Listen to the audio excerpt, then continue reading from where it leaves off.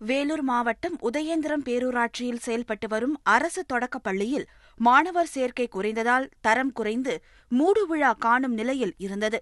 ஆனால் தலைமை ஆசிரியர், ஊர் பெரியவர்களின் முயற்சியால் ஊராட்சி ஒன்றிய தொடக்கப்பள்ளி தற்போது தனியார் பள்ளிக்கு நிகராக ஆங்கில வழி கல்வியுடன் செயல்பட்டு வருகிறது.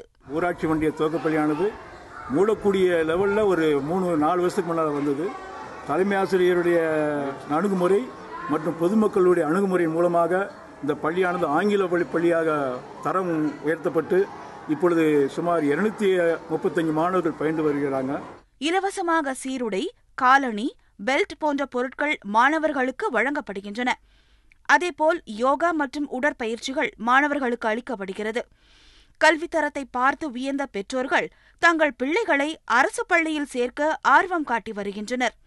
இதனால் 2016ஆம் ஆண்டில் 17ஆக இருந்த மாணவர்களின் எண்ணிக்கை நடப்பு கல்வியாண்டில் 227ஆக உயர்ந்துள்ளது.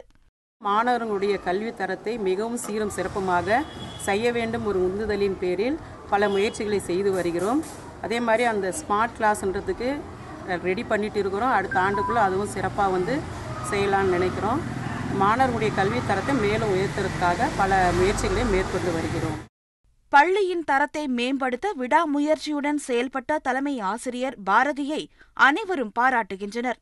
கிராம மக்கள் பங்களிப்பு, தொண்டு நிறுவனங்கள் ஒத்துழைப்பு இருந்தால் அனைத்து அரசு பள்ளிகளும் தனியார் பள்ளிகளுக்கு நிகராக செயல்படும் என்பதற்கு உதயேந்திரம் பள்ளி சிறந்த உதாரணமாக திகழ்கிறது. தந்தி டிவி செய்திகளுக்காக வாணியம்பாடியில் இருந்து ஸ்ரீனிவாசன்.